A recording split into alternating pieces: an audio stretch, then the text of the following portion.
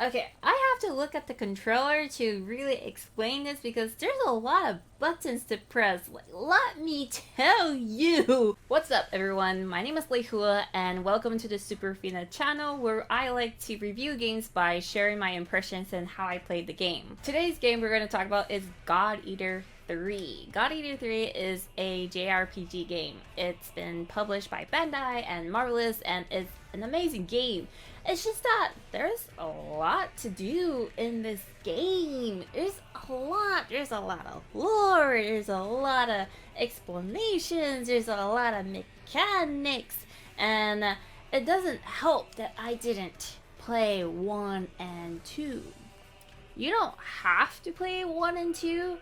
But I think if I did, I wouldn't have this much of a challenge in remembering things. Fortunately, the game does give you the backstory. It does give you the literature to read. It does give you the explanations. And it is in the database. The database is the bomb! Unfortunately, I don't retain everything all at once. I have to read it over and over again. And if you're like me who hasn't been playing 1 and 2, that is totally fine. You don't have to. We don't have to play 1 and 2 to enjoy this game. This game does provide all the literature, background, lore, explanations, the whole shebang in this game, and we can read it, and it's amazing. And I'm gonna explain to you some of the stuff that I was kind of lost on. That way y'all who are like me that didn't play 1 and 2 can understand what the heck is going on. Let's start off with the story, okay? So it is a post-apocalyptic story setting. What happened was in the early 2080s, yes, it said the early 2080s, a calamity happened. They call it the Ashlands. A type of organism appeared. It is called the ash blight, and what it does is it devours anything. It eats up anything, and they say it is a microscopic version of an origami.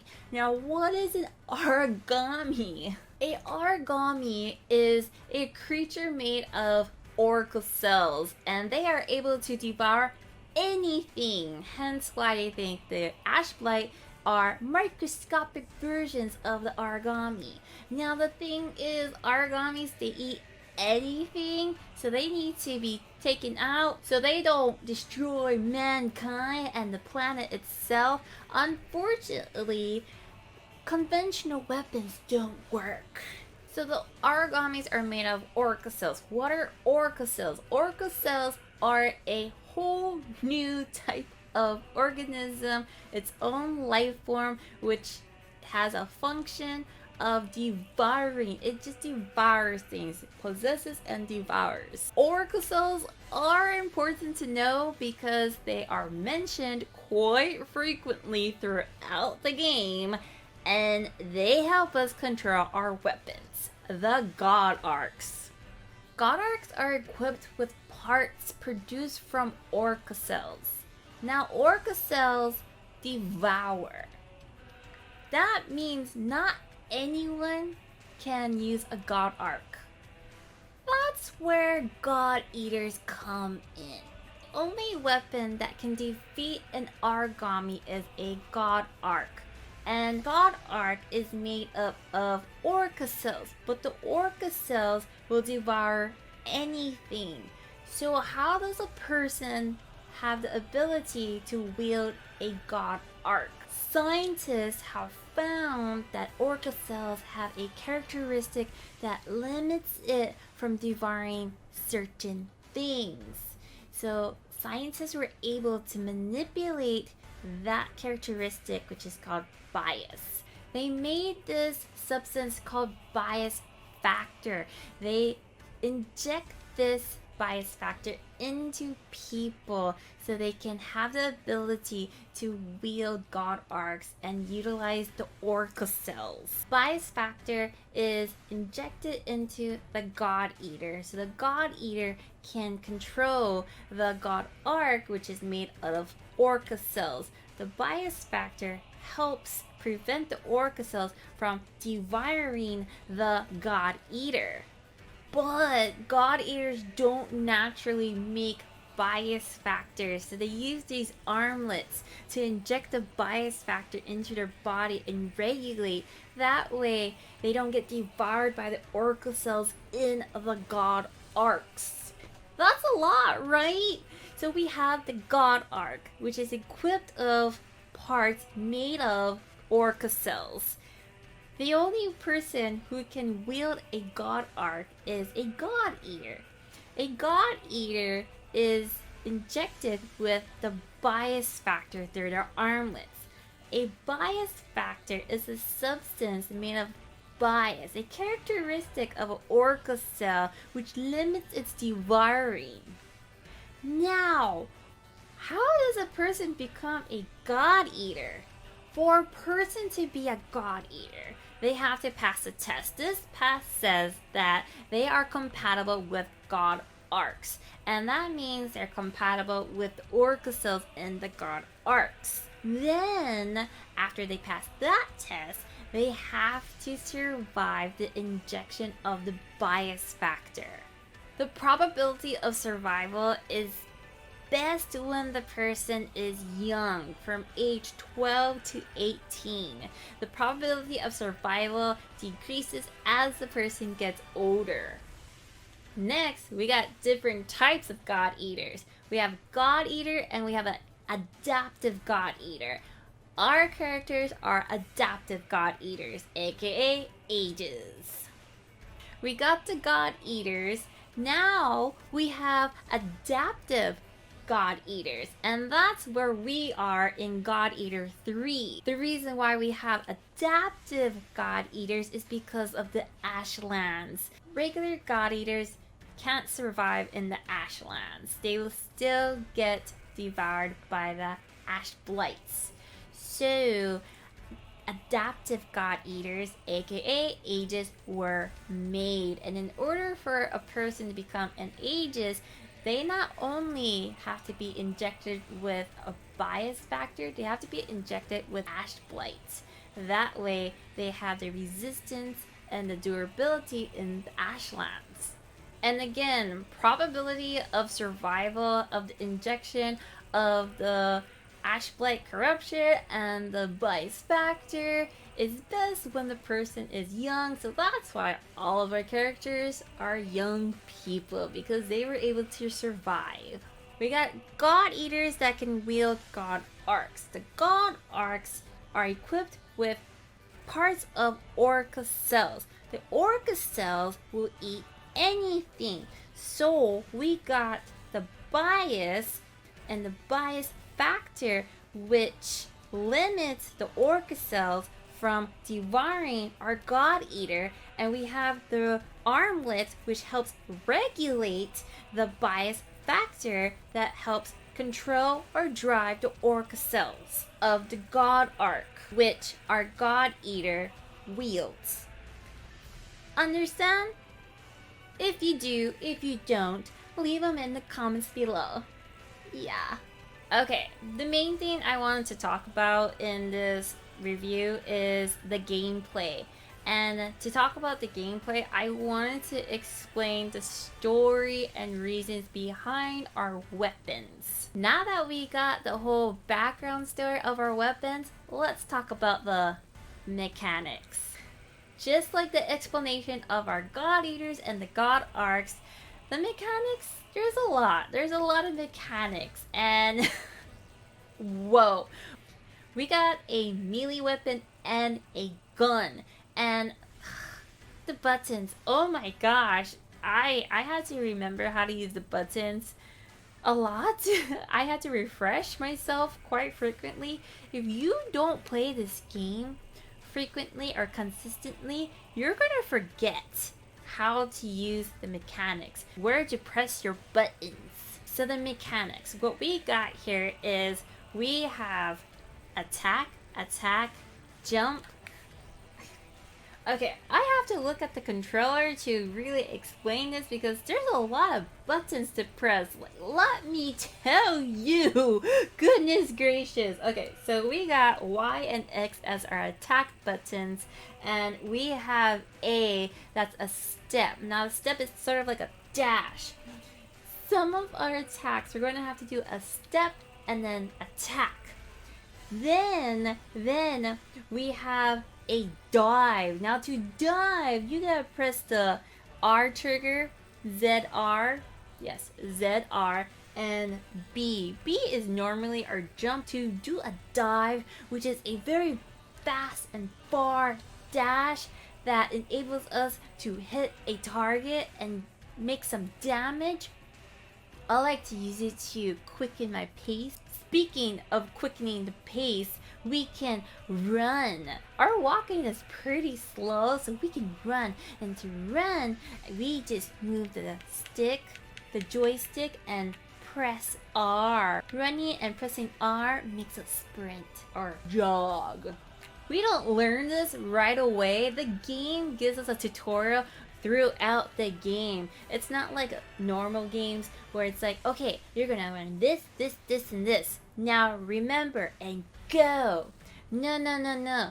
In God Eater 3, it teaches us one thing at a time. And there was a reason for that because there's just so much to remember if you're not consistent with it. After we learn the basics, then we learn about devouring and burst modes. Devouring is our God Arcs utilizing the Orca cells to devour origamis. Once we devour an origami, we go into burst mode, which means our abilities, our skills, our attacks are a little bit more powerful. To devour, you hold X, you hold it, and then a kind of creature comes out of your God Arc and does a devouring, but it takes a while, so there's a quick devour, which is X and R. After we devour, we get burst mode, and we can use our burst marks. Now to use our burst marks, it's the same commands. Y and X are same attack, but we use our step attack for another burst art. And we can also utilize R, press Y or X, and it does another move. It's just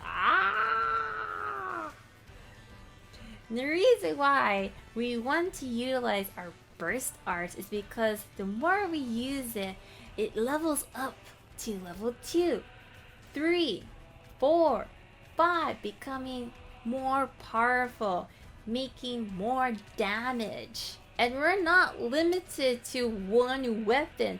We can level up multiples of weapons and level up each burst art for each weapon. That's a lot to do.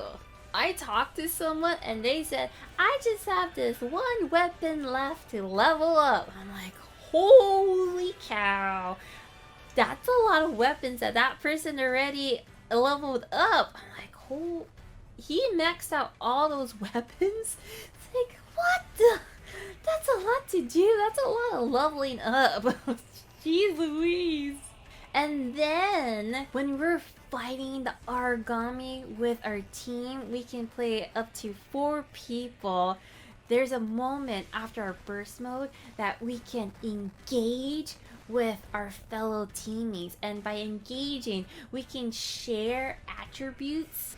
Like mine is a warrior, so with that it can increase my melee attacks, and I can share that with the partner that I did engage with. And to engage, we just press ZR and ZL at the same time. Now that was just the melee weapon. Then we got the gun. So the gun, we press R to change the form of our God Arc from a melee to a gun. When we're using the gun, we have bullets, and these bullets are assigned. We can either assign them before we go on our missions or during the mission, but they are assigned to either Y or X. And after we press R, we can use either Y or X, and it utilizes Oracle points, not stamina, Oracle points. And then once that gets depleted, then we can't use the gun anymore, and we just switch back to our melee weapon.